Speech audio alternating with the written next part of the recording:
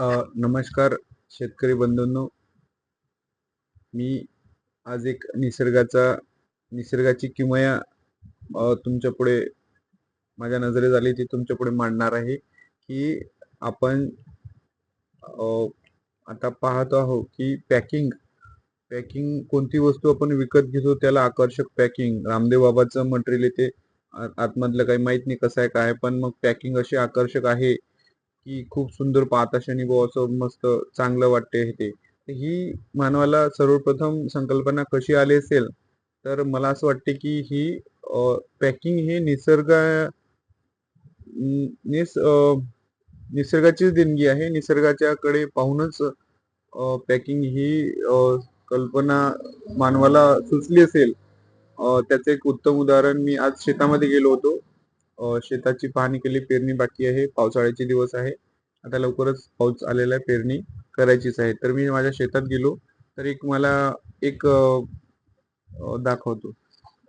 एक हा तुम्ही ओळखत असाल, हा दोडक्याचा वेल आहे. आमच्या शेतात गोडाऊन आहे, तिथं एक दोडक्याचा वेल होता. त्या काही दोडके तोडणं झालेले नाही, त्यात तो मोठा झाला आणि वाढला.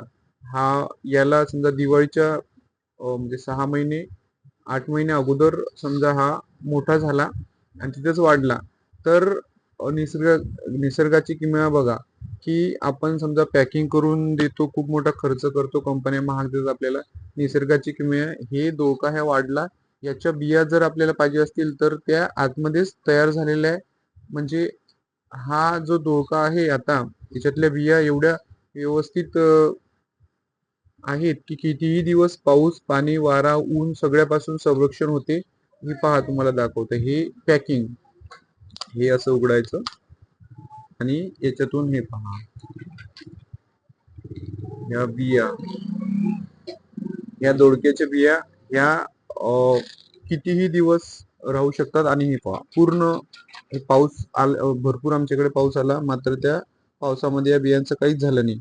आणि उन्हाळ्यातही तसंच येईल होता, पावसाळ्यातही होता, तर या बियांचं काहीच झालं नाही. ह्या बिया एकदम ओके आहेत. म्हणजे आता पावसाळ्यात हे लागवड केल्यानंतर वेल येतील. तर हे सांगायचा अर्थ हाच की ही पॅकिंग जी व्यवस्था आहे ही माणसाने किती प्रगती केली तरी अशी पॅकिंग करू शकत नाही. कदाचित माणसाने हे पाहूनच पॅकिंग शिकलं असेल. तर चालेल, धन्यवाद.